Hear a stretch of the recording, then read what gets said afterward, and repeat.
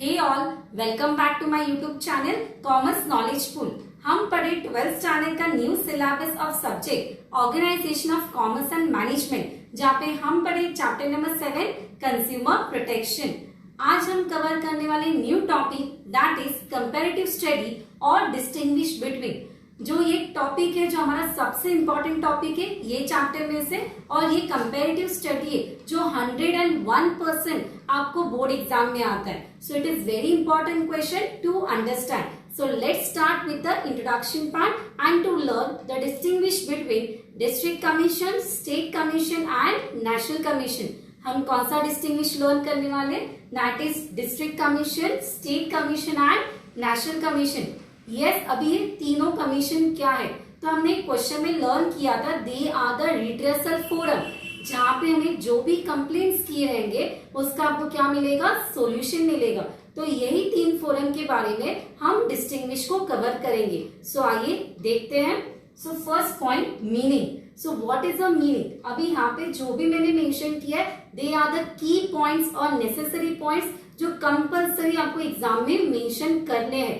So first of all meaning, तो a consumer dispute redressal forum और commission, ये तीनों कौन से फोरम है? A consumer dispute redressal forum which will work at district commission है तो कहाँ पे वर्क करेगा? डिस्ट्रिक्ट लेवल पे वर्क करेगा। स्टेट कमीशन है will work eight state level and national commission will work eight national level. तो आपका एक पॉइंट समझ में आया होगा, that is district commission work at district level, state commission work at state level and national commission work at national level.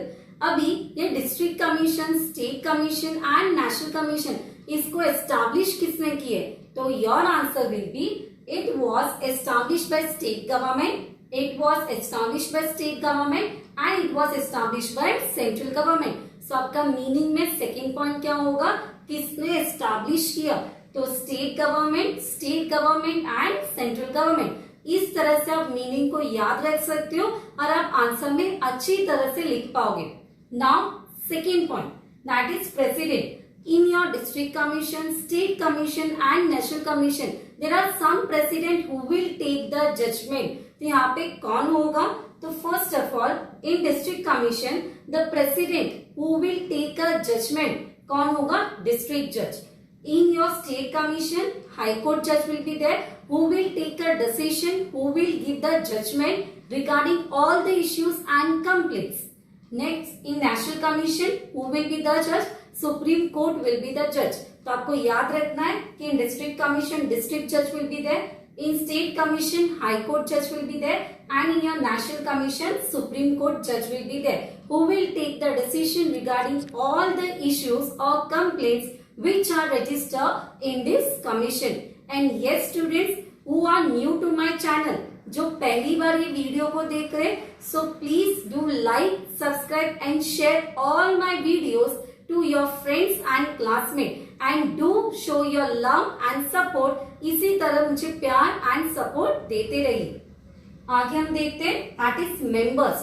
अभी हर एक commission में देयर विल सम मेंबर्स। अभी मेंबर्स कितने होंगे? तो यहाँ पे मैंने मेंशन किया 2 members should be compulsorily there in your district commission. यहाँ पे कितने मेंबर्स होंगे? 4 members and in your national commission as well 4 members. इस तरह से हमने मेंबर्स को भी कवर किया है। Now point number 4, that is your membership and tenure. अब यहाँ पे मेंबरशिप और टेन्योर का मतलब क्या होगा? सो फर्स्ट ऑफ ऑल टेन्योर का मतलब होगा टाइम पीरियड। कोई भी पर्टिकुलर मेंबर और प्रेसिडेंट कितना टाइम के लिए वो काम कर सकता है वो पर्टिकुलर कमीशन में। सो फर्स्ट ऑफ ऑल 5 इयर्स आपको पहला कंडीशन होगा कि कोई भी मेंबर और प्रेसिडेंट वो पर्टिकुलर कमीशन में कितना टाइम तक काम कर सकता है? 5 साल तक काम कर सकता है। तो 5 इयर्स और 5 years, this will be a one condition. Second condition, और up to the age of 65 years, up to the age of 67 years and in state national commission there is some difference. क्या difference है? कि अगर president होगा तो up to the age of 70 years and if the member is there then up to the age of 67। तो आपको 2 condition याद रखने। पहला कंडीशन तीनों में कॉमन होगा, 5 साल तक कोई भी प्रेसिडेंट और मेंबर काम कर सकता है। सेकेंड कंडीशन क्या होगा, in district commission member of president can work up to the age of 65, in your state commission up to the age of 67 years and your national commission. Again आपको 2 point इसमें याद रखने कि अगर president होगा तो वो काम कर सकता है up to the age of 70 years and your members then up to the age of 67। अभी इसमें से जो भी पहले होगा, अगर आपके 5 इयर्स कंप्लीट होंगे तो अकॉर्डिंगली आपका रिटायरमेंट होगा, और अगर आपके पहले 67 इयर्स कंप्लीट होते तो अकॉर्डिंगली रिटायरमेंट होगा। मतलब दोनों में से 5 साल और एज दोनों में से एक ही कंडीशन फॉलो किया जाएगा, विच एवर इज अर्लियर। ये कंसेप्ट को आपको फॉलो करना है।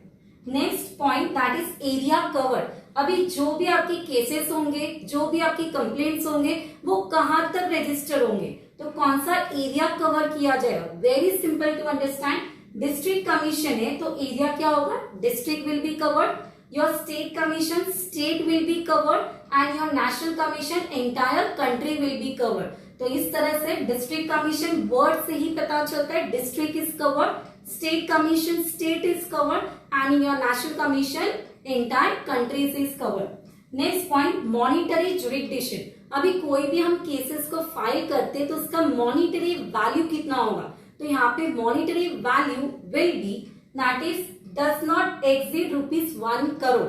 जो भी हम केस फाइल करेंगे इसका कंपेंसेशन अमाउंट या क्लेम अमाउंट या value of goods and service कितना तक हम क्लेम कर सकते, कितना वैल्यू तक रजिस्टर होगा। तो your answer will be in your district commission that is does not exceed 1 crore, 1 crore से ज्यादा नहीं होगा।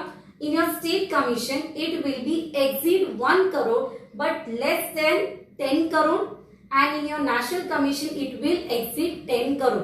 तो इस तरह से आपको फिगर्स याद रखने। फर्स्ट में does not exceed 1 crore, second में 1 crore to 10 crore and your last more than 10 crore. So जो भी हमारा मॉनिटरी वैल्यू होगा, जहां तक हम केस को फाइल कर सकते हैं, value of goods and service कितना हम कंपेंसेशन कर सकते, वो वैल्यू हमें बताया गया। And your last point that is appeal. Appeal करना मतलब रिक्वेस्ट करना। Very simple to understand. अगर डिस्ट्रिक्ट कमीशन में आपने कोई केस को फाइल किया, ठीक है, आपने कंप्लेंट को रजिस्टर किया, अगर वो कंप्लेंट आपका सॉल्व नहीं होता, अगर डिस्ट्रिक्ट कमीशन में वो कंप्लेंट सॉल्व नहीं होता, तो वो कंप्लेंट कहाँ पे फॉरवर्ड किया जाएगा, आप आंसर कर सकते हो। अगर डिस्ट्रिक्ट कमीशन में आपने केस फाइल किया, अगर वहां पे आपको सोल्यूशन नहीं मिला, तो आप वो कंप्लेंट को कहाँ पे फॉरवर्ड करोगे, that is in state commission. So you are requesting. Appeal का मतलब क्या होता है, रिक्वेस्ट करना। तो जो भी आपके केस होंगे वो कहाँ पे रिक्वेस्ट किए जाएंगे, कहाँ पे फॉरवर्ड किए जाएंगे, that is in state commission. So I written over your state commission. अगर स्टेट कमीशन में भी आपके केसेस सॉल्व नहीं होते तो कहाँ पे फॉरवर्ड किए जाएंगे, नेशनल कमीशन। तो मैंने यहाँ पे क्या लिखा है, it will request to solve the cases in the national commission. And अगर नेशनल कमीशन में भी केस सॉल्व नहीं होगा तो it will be forward to where, Supreme Court. तो Supreme Court is the highest authority जो फाइनल डिसीजन आपको देगा। इस तरह से आपको याद रखना है। अपील का मतलब रिक्वेस्ट करना। तो यहाँ पे district commission will appeal to state commission, state commission will appeal to national commission and national commission will appeal to supreme court. इस तरह से हमने डिस्टिंग्विश को कवर किया। एक छोटा सा रिकैप ले लेते हैं। तो यहाँ पे मीनिंग क्या याद रखना है, district commission will work at district level, state level, national level. Then आपका किसने एस्टैब्लिश किया, who was establish, state government and central government. Second president, कौन प्रेसिडेंट होगा जो जजमेंट लेगा, डिस्ट्रिक्ट जज, हाई कोर्ट जज, सुप्रीम कोर्ट जज। मेंबर्स कितने होंगे, 2 मेंबर्स, 4 मेंबर्स, 4 मेंबर्स।